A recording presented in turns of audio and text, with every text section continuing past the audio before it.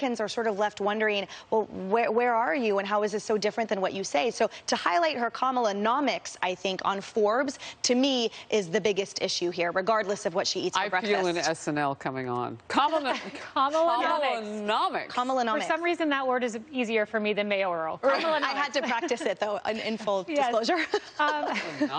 So, Tommy, to that point, this new term, Kamala-nomics, which apparently describes... Did you make that up? No, it was in the Forbes article. Forbes. That's oh, why my goodness. Forbes has discovered a new economic philosophy called Kamala-nomics, named after Kamala, and it's about propping up women small business owners. Interestingly, though, we had someone who did just that. Ivanka Trump did just that, securing $1.5 billion in relief from the private sector for small businesses, $10 billion to CDFIs, which are banks that help minority and low-income communities. But I don't remember the term Ivanka-nomics. Do you, Tommy?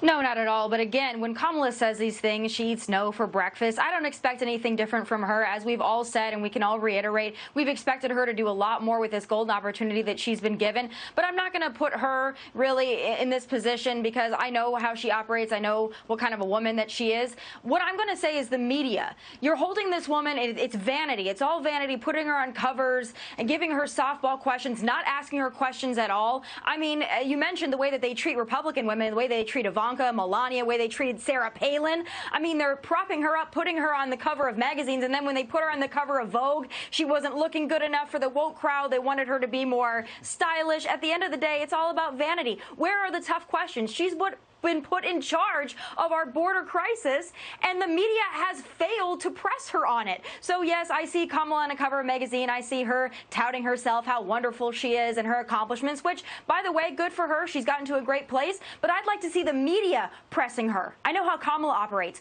Where is the media asking the tough questions? They are the ones that are truly failing. I'd love to see it, but I'm not holding my breath, Charlie, and here's why.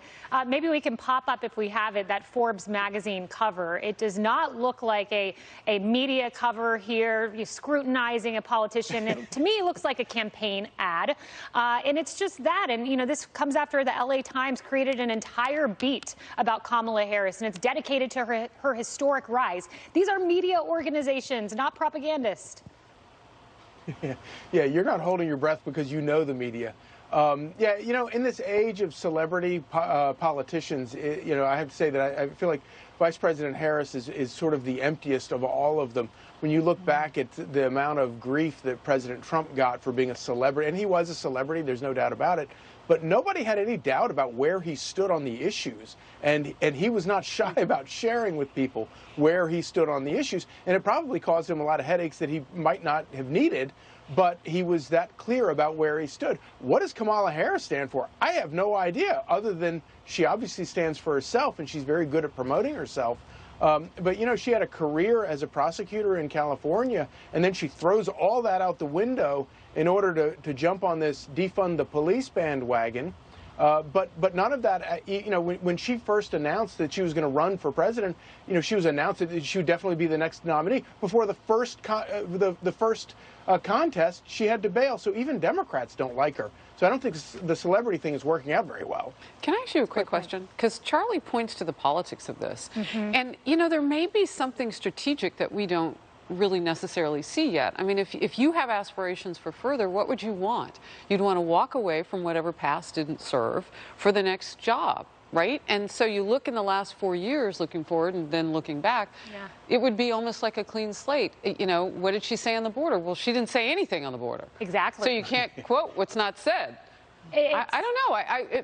It's just, you know, my own curiosity about what her political future, what she wants it to be. That's exactly what it is. I read a report about how she's trying to keep a low profile for that reason, so she's not on the record on these issues, on the border. Can you do that as a VP for very long? She can sneak on by and then try to walk right into the Oval Office. We will see if it works.